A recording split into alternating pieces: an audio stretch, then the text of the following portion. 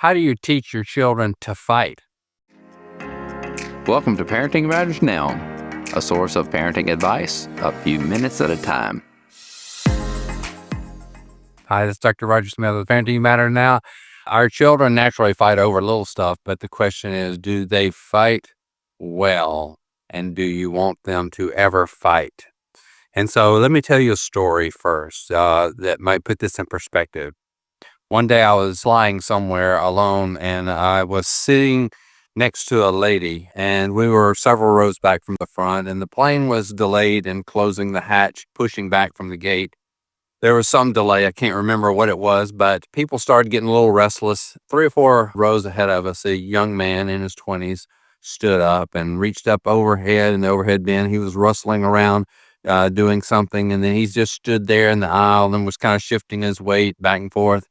And the lady, under her breath, said, "I wish he would sit down. He's making me nervous." I thought about this scenario in my mind. What would I do if he proved to be a dangerous person? And I actually asked the lady, I said, if I was your son and that man proved to be doing something dangerous, what would you want me to do about it?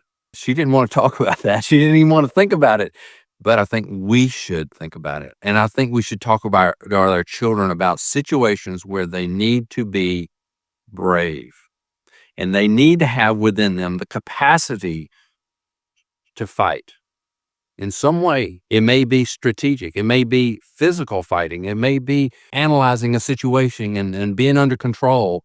And I'm not saying that we're going to fight every situation, but there are times when our children may be called upon to make a physical response. So how do we train our children to fight? I'd say start with small things. Start with having them do difficult things where it's physically hard for them.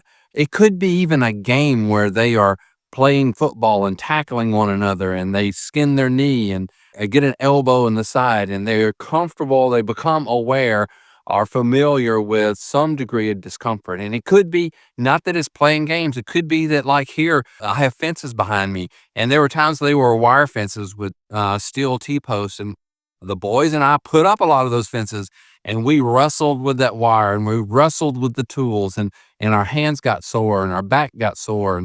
And so we got a comfortable, or not necessarily comfortable, but we became familiar with some degree of discomfort.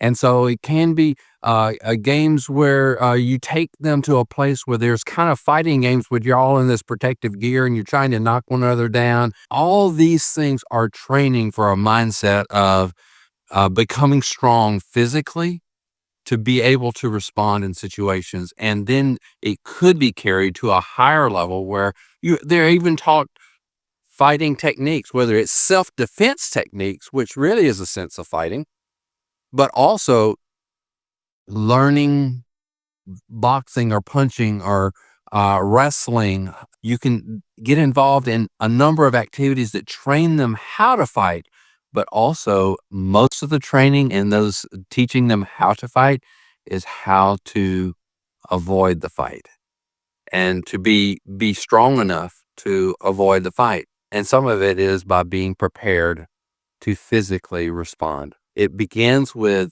playing, it begins with working, but it also begins with us talking about them, that there are situations where they'll be called upon to be brave, and that we talk to them about analyzing a situation and realizing that there may be a cost, a price to pay in certain situations where you need to defend someone else. You put yourself in danger to protect someone else. And that is teaching your children to fight, because sometimes values come into conflict, and that's when we decide this value is more important, and therefore I will sacrifice this value of safety in order to protect whatever this is, whether it's someone else's integrity or whether it's, a dangerous situation for someone else. Teaching our children to think in the mindset of entering danger strategically to fight for some good cause.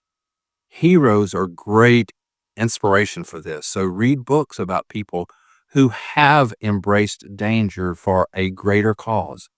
And whether it's our national heroes like George Washington or political leaders of the days gone by who said, "Give me liberty or give me death," or any number of things where we put at high value the self-sacrifice, that fighting spirit that says, "I will endure danger for something greater."